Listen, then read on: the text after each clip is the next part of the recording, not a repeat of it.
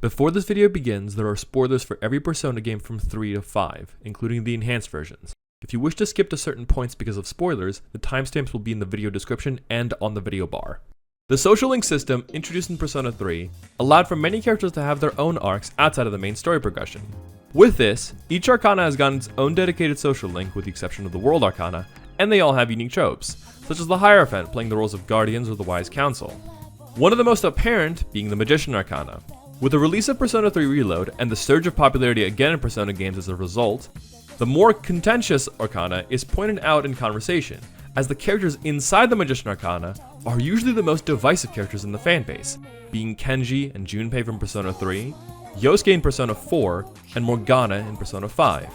These characters are either loved or hated by many, and while not all Magician social links are written equally, the theme of maturity and belonging is at the heart of them, be it in more eccentric ways of showing it, and make for some of the more earnest lessons and growths in the series. All Arcanas and meanings stem from a standard tarot card deck.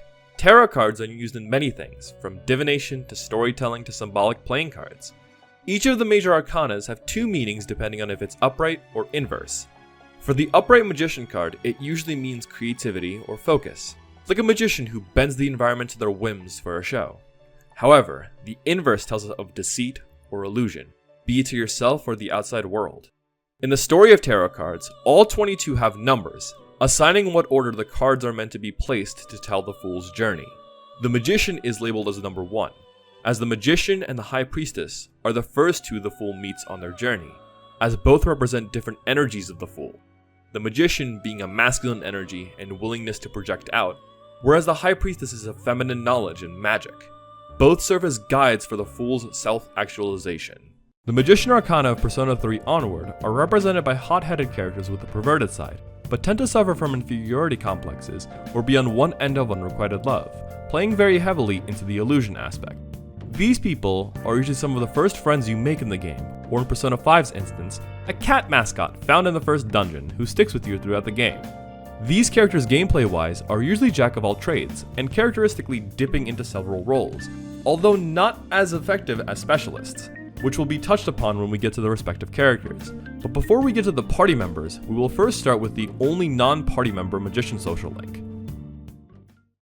Kenji Tomochika is one of the first friends you get at Gekugan High, and is easily the most divisive social link in the Magician group. His social link starts off with ramen hangouts, and talking about what kind of woman each of you are into, and how he has a plan to try and woo over a girl, specifically, a teacher. His main reason is revealed in the rank 3 conversation, of how he wants to get a girlfriend to escape the mundane aspects of life. When he finally pulls the trigger on the date, she asks him for private lessons, and the next few social links revolve around his progress with the teacher, and how it shapes his worldview, even getting ready to marry her. However, all of it comes crashing to a halt in the rank 8 conversation, as the teacher he's into goes cold on him, and is being transferred to a different school, as the relationship got out.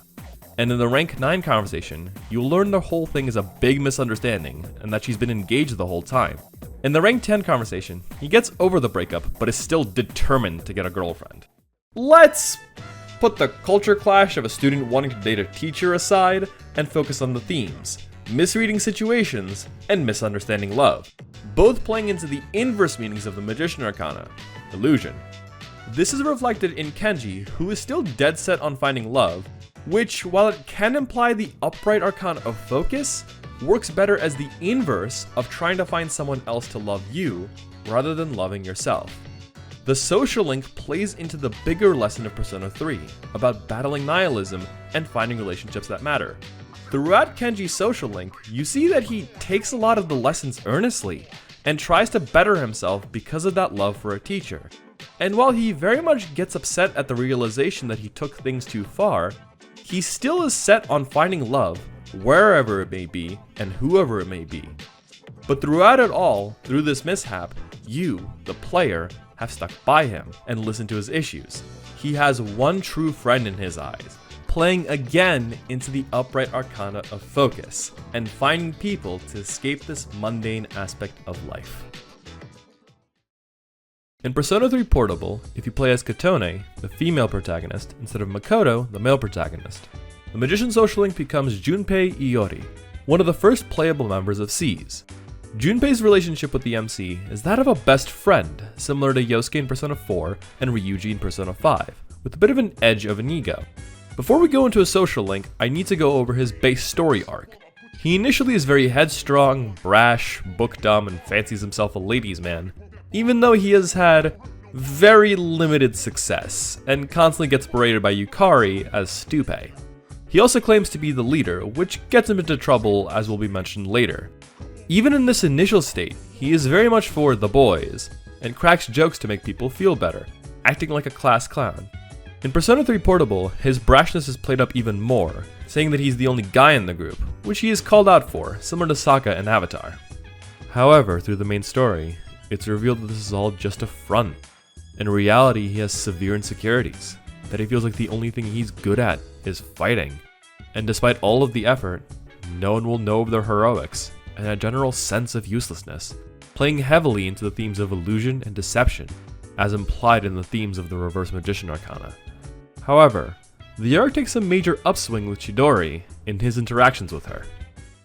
He finds Chidori sketching at the station, and after a few conversations with him about what they do, and Junpei telling her about his activities in the dark hour, he lies to her about being the leader. During the night of the Hermit boss fight, Chidori kidnaps Junpei, asking for him to call off the mission, as it is earlier revealed that she is part of the villain organization Strega. There, Junpei reveals that he is not the leader, and is able to stop Chidori from summoning her persona, to where she's captured and taken to the hospital. In the hospital, Junpei visits her many times, talking to her about the previously mentioned insecurities, something he does not feel comfortable talking about with the other SEES members. Later on, when Chidori is rescued by the other members of Strega, she calls out to SEES to put an end to them, because in her mind, meeting and falling in love with Junpei was only causing her pain, as she started fearing death. When Junpei gets killed after her boss fight, Chidori revives him, giving up her life in the process, which has him go through his second awakening. Pitiful. Such a meaningless end. Meaningless?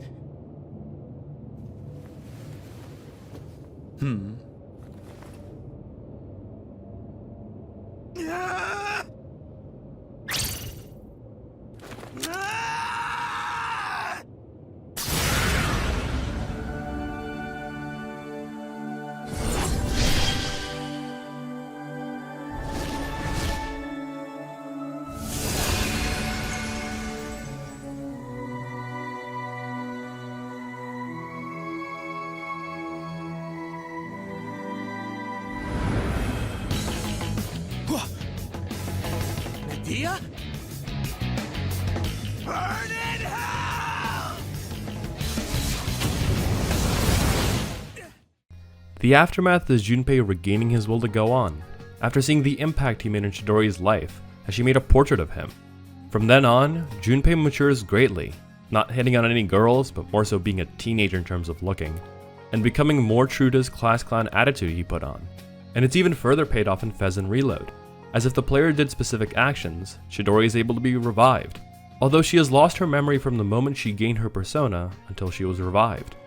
Chidori says that it felt like a dream, and that it was about meeting a kind, warm person at the end of a tunnel, surrounded with flowers, those flowers being the one Junpei brought to her in the hospital, and that she would like to find him, not knowing that Junpei is that man. While Junpei falls victim to being on the receiving end of unrequited love, he's just happy that she's alive, and that she can live on, not fearing for her own death. Junpei's arc revolves around insecurities and finding a reason to want to go on, which aligns perfectly with both the Magician Arcana and the moral of Persona 3. While the insecurities squarely fall on him, once again lining up with the inverse of the Magician Arcana, the focus on one girl and making her happy is both a mix of upright and inverse, because wanting to better someone else rather than bettering yourself is a double-edged sword. That becomes in line with upright of finding the reason you want to go on, and finding your own happiness in life once Chidori's sacrifice and her revival happen in the story. The latter 2 points are also imperative to Persona 3's message of being against nihilism. While we are on this earth for only a short amount of time, we can impact many things and people around us, and the relationships we form matter. And the rewards are shown in the arc. While yes, the unrequited love is unfortunate, as Chidori does not fully remember him, he's just happy that she's alive, and that's the best outcome that could have happened given the situation of a false persona. Junpei is also one of the most indicative characters for the morals of Persona 3, due to how his interactions also change with the rest of Cs. The perfect example is how, as previously mentioned, Yukari calls him Stupe constantly, until completely dropping the nickname by the end of the game. In Portable, his social link is a lot more just focused on his past and his changes of views on life, rather than a more cohesive plot. It starts with surface level talks and how Junpei isn't a big fan of complex villains like in the movie you go see with him in rank 2, and just general taste in dates, like when he asks if you should go for Akihiko in rank 3. The two main things that are revealed in later parts of the social link are Junpei's relationship with drunks and the plot of having certain photos of you circling around. Junpei's problems with drunks stem from a rough past with his dad, and as such, he was thrilled to live in the dorms, to not deal with him anymore. The photo subplot begins with Junpei questioning almost every guy he knows, and possible other leads before getting beat up by the perp, and saying that this was one of the first times he was not able to laugh his way out of a situation, and that he very much trusts you as a good friend, and wants to be there for you in hours of need. The link is solid. It's not a standout link of Persona 3, but it is good to see other aspects of Junpei, and how they don't make him romanceable to keep the consistency of him falling for Chidori. As mentioned prior, Junpei is a party member of C's, and his persona, stats, and skills all play into the Arcana, and the folklore of each character falls in line with the story of each playable character, and by proxy, the Arcana. I will first cover the role in Persona 3 FES he plays, and then talk about changes made in his kit in Reload. Junpei's starting persona is Hermes, one of the 12 gods of Olympus, known to be the divine trickster, playing to the literal magician for the Arcana, or the messenger, playing into Junpei's more rash, headstrong personality at the start of the game, as he tends to rush into fights without thinking things out first. In folklore, Hermes also created the first lyre, which is important to Orpheus, the protagonist's starting persona. Junpei's second persona is Trismegistus, which is a combination of Hermes and the Egyptian god Thoth. Trismegistus is also known as the human magician, and was responsible for teaching alchemy. While this might be a stretch, he's also known as the Triple Hero, or Thrice Great, referring to Junpei's phenomenal coverage in the physical arts, which has 3 versions in Persona 3. How Junpei achieves this is by fusing with Chidori's persona, Medea, who was one of the Argonauts responsible for helping Jason find the Golden Fleece, and was a sorceress herself. So by some loose definition, in this instance, she is the stand-in for Thoth. In terms of gameplay, Junpei mainly acts as a tank, but in the intro specifically he can also play support. He has high endurance, high strength, and is the only character outside of the protagonist to have the ability to get all 3 physical types for attacks, being Slash, Strike, and Pierce. His other shining point is his crit rate. In FES, on top of status ailments like Silence and Poison, there are also conditions, being Great, Good, Tired, and Sick. In Great Condition, all stats are enhanced. Junpei's crit rate becomes insane when he's in Great Condition. He also gets a few support skills that help him play tank and 2 passives. The support skills he gets are Ray Patra and the set of Rakukajas, which can buff defense. Ray Patra is handy because of the way knockdowns work in FES, as they consume your turn when getting up, and Rakukaja is handy to buff the party's defense in general. His first passive is the counter skills, which reflect physical strikes of any kind a certain percent of the time. In FES, the percentages are higher than in future titles, being 10, 30, and 50, which allow Junpei to tank even better. From his upgraded persona, he gets a handful of skills. His second and the signature passive being Spring of Life, which restores 8% of his max HP every turn. The final levels for Agi and the counters being Agidine and High Counter respectively. Fire Break, which negates any fire resistances. And the last 2 slash skills being Brave Blade and Vorpal Blade. Spring of Life is the passive he needs to play his tank role better, as he does not need to rely on items as often, and High Counter further improves his survivability. The extra slashing damage is very nice, and both Agidine and Firebreak are neat, but not as important for Junpei. Overall, Junpei's a solid party member in FES. His focus on being a physical attacker and tank plays into the focus element of the Arcana well, and the headstrong nature of his really fits into the old saying, if you're not smart, you might as well be tough. While others are better than him, he's not a bad slot on any team.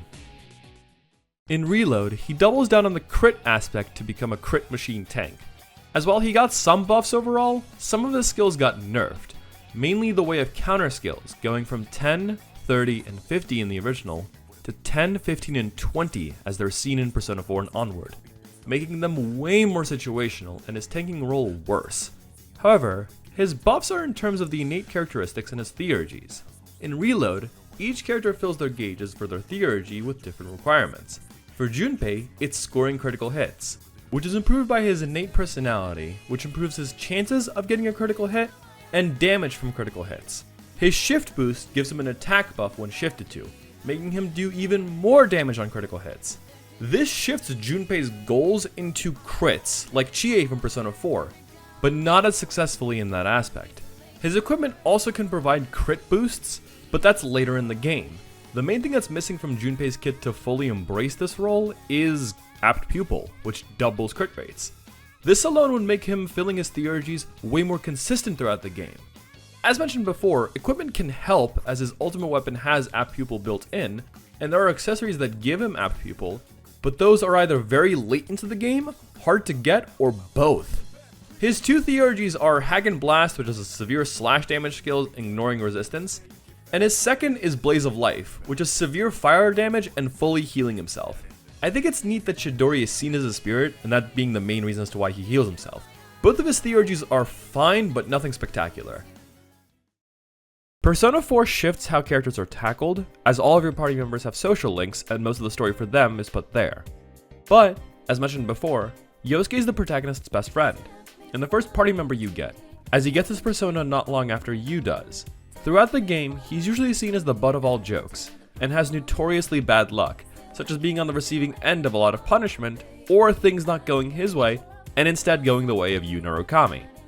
Despite that, he's a down-to-earth best friend, who makes up for it by sticking by others so that they're not lonely. He's usually also caught poking fun at Kanji for his masculinity, which can get mean-spirited at points and is an unfortunate part of the character. But he also gets chewed out by Chie a lot, which starts a theme of the Chariot and Magician Arcana bickering back and forth that continues into Persona 5. In Persona 4, all the Persona awakenings and social links are linked, as the theme of Persona 4 is understanding yourself, even the ugly parts, which happens in confronting the Shadow Self. In the beginning of the game, Yosuke is seen having a crush on Saki Koniishi, and trying to talk to her, before getting blown off and saying that she's just been tired as of late. Several days later, Saki's body is found hanging off of a telephone pole, which devastates Yosuke. Shortly after learning about the TV world, and you awakening your persona, Izanagi, you see a twisted shopping district, and where Saki's death took place, hearing that she was under a lot of stress from her family, as her family's business was failing. This completely shocks Yosuke, and especially her feelings towards him, of how she detested him, or so he thinks. Hearing those thoughts awakens our first instance of a Shadow Self, in Shadow Yosuke. Shadow Yosuke says that in reality, Yosuke couldn't give a damn of what happens, and it's because he's sick of being out here in the sticks, as Inaba is a rural town, with not a ton to do.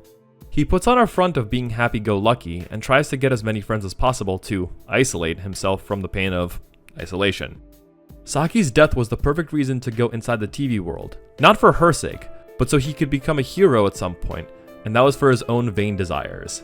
This is a common theme of Persona 4, and one that is echoed throughout the game, seeing characters before and after acceptance. Before meeting the Shadow Self, he was just a typical city slicker in a rural town and led a mundane life. He had school, a part-time job, and a bike, which is what a lot of school kids want and what they would like, but for Yosuke, that want was just boring. Unfulfilling. He had all that, but none really had meaning to him. It was through meeting Narukami and going inside the TV world that mundane life and his disdain for it was manifested. Yosuke was living an illusion of fulfillment, the very core of the inverse arcana of the magician. However, after the boss fight, Yosuke begrudgingly accepts that is a part of him after the Shadow's defeat, gaining his persona, and promises to solve the case with your help, as he can now find newer resolve to save the others from suffering the same fate that Saki did, unlocking his social link and confronting the hitches he deals with in everyday life. Yosuke's social link is about him trying to find out what he wants to do and striking a balance in life. Plenty of his conversations revolve around a few topics, one of which is him being the Prince of Junes, and dealing with a lot of self-centered people, bad-mouthing and using him as a complaints department, and him having to mind his manners, and put on that all-too-familiar retail face, such as his ranks 2, 4, 6, and 7, and him learning not to have things get under his skin. The other is about his life outside of Junes, and the cases and how he feels about the whole situation. primarily about how he feels that he's not able to do as much, and how he feels that he can help with the investigation. There's a few other one-off topics, such as his rank 3, where he talks about how even if he was from the city and had friends in that school, they haven't tried to reach out to him in the 6 months he was in Inaba, and he doesn't remember what his friends from the city even talked about. By his rank 9 conversation, he feels a lot more confident in talking about how he's been able to make something of his own in Inaba, and how he's able to change a perception of the town to something that it makes him happy. In rank 10, another secret is revealed, about the jealousy of the main character, and how he wants to be equal to him, so they settle it in the only way they know how. So, I want you to hit me. Give me a good one. Knock out all this crap inside of me. I want to be equal with you. I want us to stand shoulder to shoulder. So come on.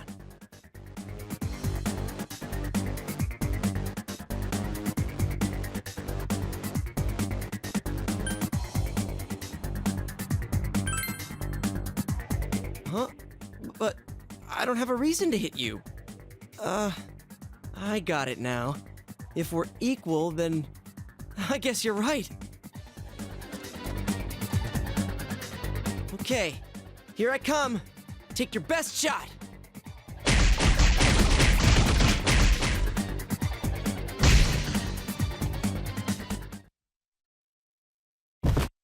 And after the scrap, he vows to live his life to the fullest.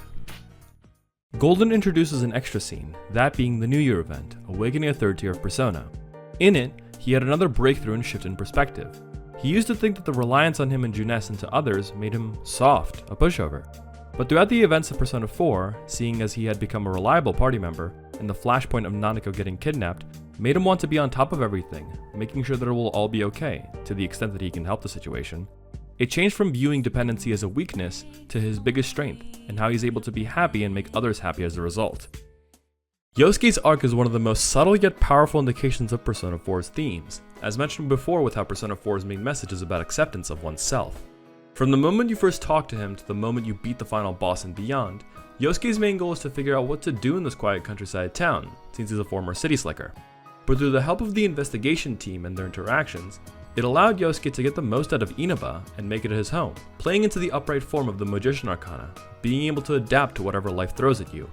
It's the same with the social conversations, being the want to make something of value from being in such a different environment, and how much is thrust upon him as the Prince of Junes, and how he has to work harder as a result since everyone throws their problems onto him, which as mentioned before several times, is the core of the upright Magician Arcana.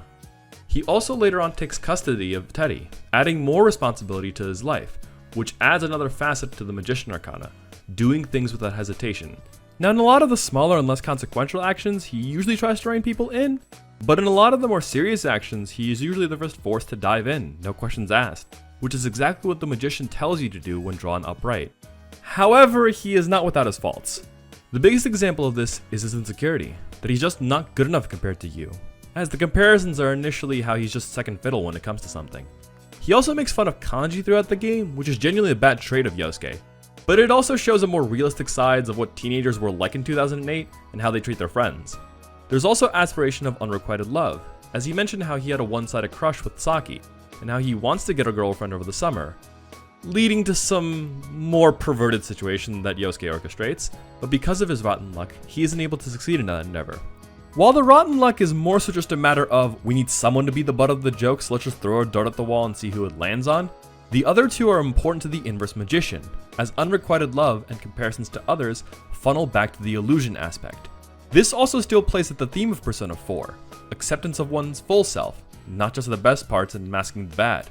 It allows Yosuke to more readily tackle his worst parts, both in his social link and the appearances in the story, as well as keep his flaws intact since there's just certain parts of each person that are just fundamental to who they are, and only keeping them good is disingenuous and a slap in the face to that lesson. His initial persona is Jiraiya, a classic Japanese folktale that had several versions told and written, but the most popular version involved him being a young bandit, with the power of frog magic to transform into said animal and aid the poor and needy, which is as clear as a connection can be to the Arcana in question. His second persona is Susanoo, who is a Shinto god of sea and storms, and the brother to Amaterasu and Tsukiyomi, who spawned from Izanagi when he purified himself of Yomi, making the second fiddle and comparisons to you that much more telling of Yosuke's. The design is also very different from the previous iterations of the persona. In an art book, it's stated that the personas are designed by their wielders, so when Yosuke thinks Storm God, a rightful conclusion can include a wind turbine, since, again, City Slicker. However, this also plays into the common phrase of winds of change, or talks about metamorphosis, playing into the ability and control of the elements around us that the upright magician Arcana has at its forefront. Yosuke at this point has gone through his whole arc and changed as a person, so having said wind turbine as a head plays into that.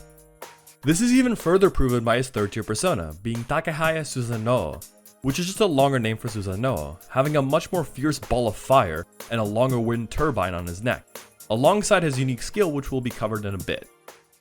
Persona 4 also introduces differences in combat skills between the original and the definitive versions, so I'll cover the original versions first and then specify what was changed in the definitive versions. Yosuke in Persona 4 is a jack of all trades, being able to help in most situations but not excelling at anything. His stats across the board are good, but none of them stand out as being the best. Kenji deals more physical damage, Teddy's better at buffing, Yukiko is better at magic, etc. However, Yosuke is useful in many other situations because no matter the situation, he will always have something to do. He gets some physical skills, he gets all of the Garu skills for magic, alongside the boosts and wall for that element. He gets the single target healing spells and the hit and evasion spells for buffs. And some miscellaneous spells such as the weakest almighty damage spell, Trafuri which allows for instant escape from dungeons, and Tintarafu plus Confuse Boost. This is a stark contrast from Junpei, since Junpei was focused on being a physical attacker and tank. This can be viewed as a double-edged sword, being a focus on control or insecurity. The upright meaning can be shown that no matter the situation, Yosuke is reliable and will always be a boon in your party, but the inverse is true, since Yosuke is just you but more limited. Yosuke's role gets switched around throughout the game. In Yukiko's palace, he's your main healer as Chie doesn't get healing magic and it's better to have you attack at any point possible. Even after Yukiko replaces him in terms of healing and magic, and Kenji becomes your primary physical attacker, he's never a bad option to have in your party. His second tier persona evolution removes his electricity weakness, adds a fire resist, upgrades his resist wind to a null wind, and gives him the most stat increases of any persona evolution, being a +3 in strength, +1 in magic and endurance, and +2 in agility and luck, further making him a solid jack of all trades, which doubles down even further on the control of the environment, but also in the insecurities of playing second fiddle. Golden changes out some of the skills for Yosuke, mainly slotting in Power Slash where he would get Diorama to make that a social link skill, giving him a more natural progression in physical skills, instead of going from Bash to Brave Blade, which is the 4th strongest physical attack in the game. In Golden, upon the second evolution, he now retains his weakness to electricity, which gives Evade-alike a bit more use as that is his primary way of dealing with electric attacks. With the third persona, the resist fire becomes a null, and his null wind becomes a drain, and he gains his signature third tier skill, that being Youthful Wind, which is a medium party heal and gives everyone increased hit and evasion. By this point in the game, you have a few party members who have full party heals, so this has fallen out of favor. However, it further accentuates the phrase winds of change. These changes are not as big to Yosuke, but they make him more steady throughout the game, which is the best rating I can give to Yosuke as a party member. In a game like Persona 4, being a specialist is amazing, but Yosuke being able to help in a pinch when extra damage, buffs, or healing are needed is nice to have. And finally, we have the most recent addition into the lineup, which is her handbag cat and the second mascot-like party member, Morgana. Morgana is first found in Kamoshida's palace, having his persona already, and is under your care when he is in the overworld, being stuck into class, and being the bastard that tells you to go the fuck to sleep! His other more meaningful connections are bickering with Ryuji, similar to how Chie and Yosuke were in Persona 4, and having an unrequited crush with An. He's the main guy who initially knows everything relating to the palaces and mementos, and he says that he is responsible for the distortions in the metaverse, and is the main provider of context of how cognition works and how to change hearts. After a few visits by Ren and Ryuji, he becomes interested in the two as they keep appearing in the metaverse, and will help them with Kamoshida if they help him try and get his memories back, setting up a very similar scenario with Teddy from Persona 4. Throughout the game, he starts to recover some of his memories from the treasure he sees, and does not want to believe that he wasn't human. He acts like the pseudo-nav, similar to Mitsuru from Persona 3 and Teddy from Persona 4 until the 4th dungeon where you get Futaba, as she replaces him as the Navi. At that point, Morgana goes through a feeling useless arc, as sparked by Ryuji comparing Futaba and Morgana, and saying that Futaba is so much better. Coupled with the shift in the mentality of who their target will be rather than just what the people want, this causes Morgana to overcorrect and start trying to be the model member, accusing the group of becoming selfish.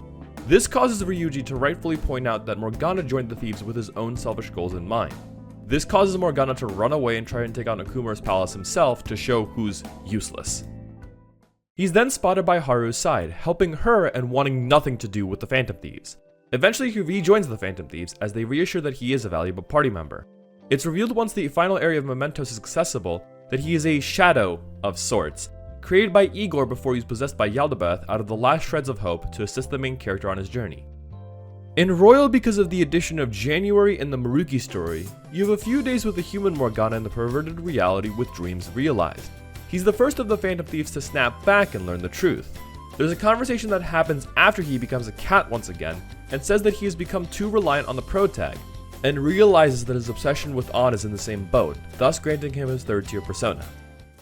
Morgana's confidant is story-paced. Unlike the other social links, Morgana's happens naturally rather than having to dedicate time to improving it. As a result, no matter the playthrough, Morgana will always end up with at least a second tier persona.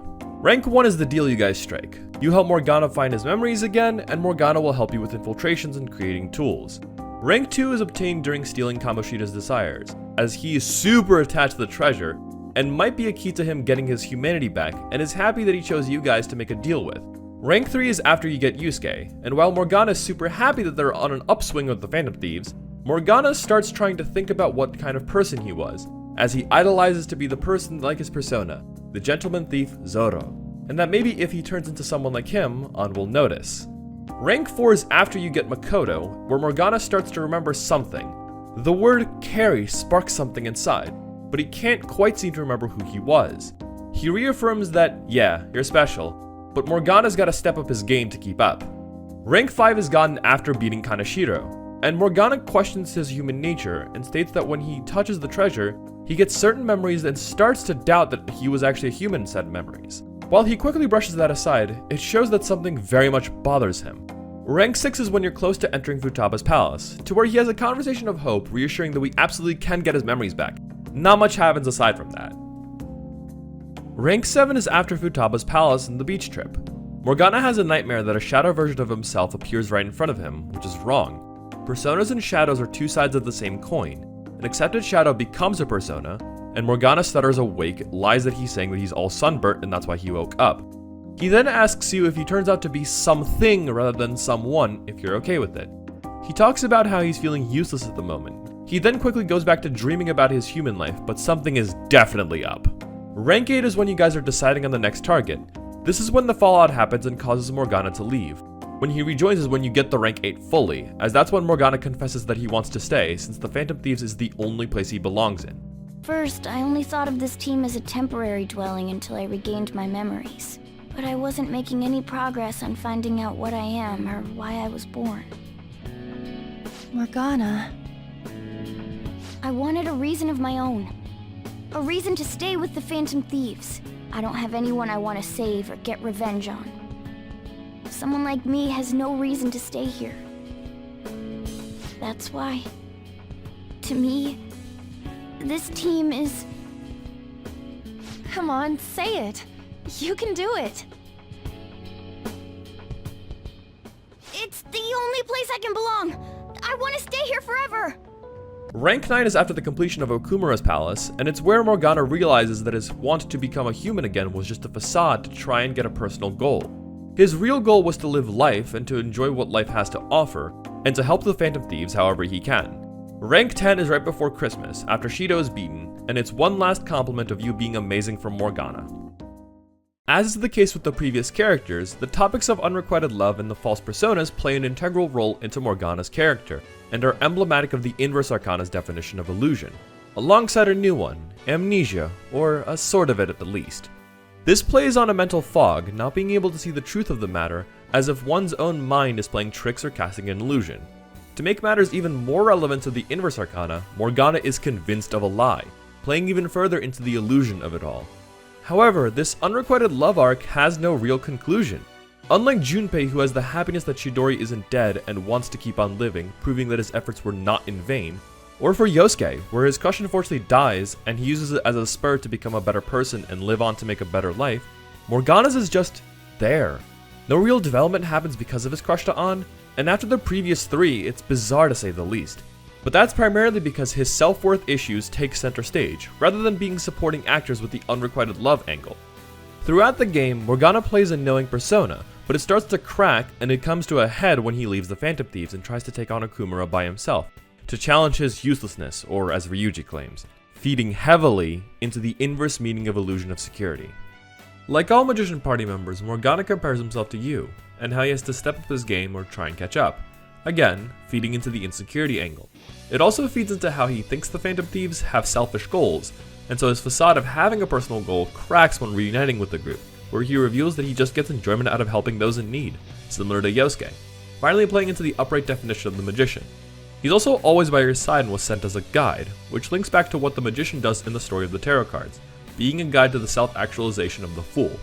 In terms of lining up with the Persona 5's themes of rebellion, it's more internal, as he rebels from his past self who was focused on just being knowledgeable, and trying to get his humanity back. After Okumura, he's broken free from the yoke of obsession for knowledge, and accepts that he can just be a Phantom Thieves member. Overall, Morgana is the most accurate character to the Magician Arcana in both readings and storytelling, and is one of the best representations of the full range of what or who those emblematic of the Magician Arcana can be. In terms of persona, Morgana has 3, same as Yosuke. The first is Zoro, or what Morgana thinks when the word criminal comes to mind. Zoro is an American pulp creation. He's a Hispanic gentleman thief wearing all black and acts like Robin Hood, defending commoners and indigenous people of California from corrupt officials and other ne'er-do-wells. His whole goal is to help those who are oppressed, no questions asked, a signature want and desire told by the Magician Arcana. His second persona is Mercurius, another name for Mercury, the god of commerce, speed, and merchants. While he is primarily the messenger god, he also falls into the role of god of tricksters, thieves, and alchemy, just to name a few. Perfect to reflect both the inverse and upright meanings of the Magician Arcana, trickster covering the inverse, alchemy covering the upright in control of the environment, and thievery fits for Morgana since Phantom Thieves. The third persona is Diego, which is the real name of Zoro. This more so fits into the messaging of Persona and not having to hide behind a mask anymore. Similar to Persona 4, I will first cover Morgana's role in Persona 5 and then what is expanded on in Royal. Morgana's role mainly relies on playing support, specifically in healing. Looking at his stats, despite the lower than average bulk in terms of endurance, his other stats are evenly distributed, with all of them being in the 60s at level 99. His primary spells that will be learned are the Garu line of spells, similar to Yosuke, and any form of healing, all the way up to Salvation, which is a full party-wide heal and removing statuses, and Samarikarm, which is a revive to full HP. In terms of other skills, Morgana gets 2 physical skills, Lucky Punch and Miracle Punch. Both of these are lower damage attacks, however, the point of them is that they have high critical hit rate. This is helpful for downing foes to set up negotiations and all-out attacks. Morgana also gets Masakunda, which decreases hit and avoid for all enemies. It allows Morgana to even further double down on the dodge tank nature of his character and playstyle. His focus on wind also works twofold. First off, Zoro's horse was named Tornado, another connection to his persona. The main thing is that wind is the cheapest and most accurate yet weakest element in the game, doubling down on Morgana being able to reliably hit, even though he's not a bruiser by any definition of the word. The same reasoning that was used for Yosuke can somewhat apply to Morgana. No matter the situation, Morgana will have something to do, whether it's attacking with wind, healing the party, or trying to score knockdowns with critical hits. Morgana can do it. His second Persona Awakening adds a resistance to light and bless magic and upgrades that wind resistance to a block. He also gets an evade electric skill, which, like Yosuke, is his main way to counter electric attacks. Royal changes a good amount of stuff. First off, Morgana learns Polimpa, which has a chance to confuse the foe. Considering Morgana's high luck, this allows him to hit more reliably and helps with grinding money and items. The bigger changes come in on traits and Jazz Club additions. Traits, similar to characteristics in Reload, add in buffs for the whole party. Morgana's is Proud Presence, which buffs his healing spells, further enforcing his healing prowess before Dioran is accessible by the party. Through his 3rd tier promotion, the Proud Presence is upgraded to Majestic Presence, which adds in an SP cost reduction to healing spells alongside the added buff of more healing. He also gets a buffed version of Miracle Punch, that being Miracle Rush, which is an AoE version of Miracle Punch. Through Jazz Djinn, Morgana can learn any of the Sunday cocktail drink skills. However, the main ones that allow him to deal more effectively with threats are Concentrate, which makes the user's next magic attack improve by 2.5 times, Masukakaja, which is a party-wide buff to hit and avoid, Ali Dance, which halves hit rates for all attacks, and Spellmaster, which halves the cost of magic skills. All of these spells allow Morgana to fill a variety of roles in a pinch, which is emblematic of the Magician Arcana. Overall, Morgana is a fine addition to any team, and is able to pull his weight on most teams, by providing you with healing to get you out of a jam, some extra magic damage with his wind attacks, or knockdowns to try and get more negotiations or all-out attacks started. The Magician Arcana is emblematic of journeys taken by the player and the realization of self-worth and how to be selfless. It shows the psyche of people suffering from imposter syndrome and chasing after something because it's what is thought to be wanted, but in reality was an illusion. Be it Kenji's obsession over getting a girlfriend, Junpei wanting to prove that he does mean something to the people around him, Yosuke wanting to do something of value whilst being stuck in the quiet town of Inaba, or Morgana wanting to get his memories back to learn about himself. They all provide the characters what they want that is at first vain and self-serving, but through either attitude adjustments or learning from mistakes, they come out with an understanding of what is important, or a much more fulfilling way to achieve their goals. And while yes, they're all perverted in some way and hopelessly chase after girls, that is a core issue of their characters and keeps them more human. All four of them grow most dramatically out of any of the characters, and are able to live free from the comparisons, as the key facets through adaptation and tapping into their full potential make them Persona's most emblematic arcana.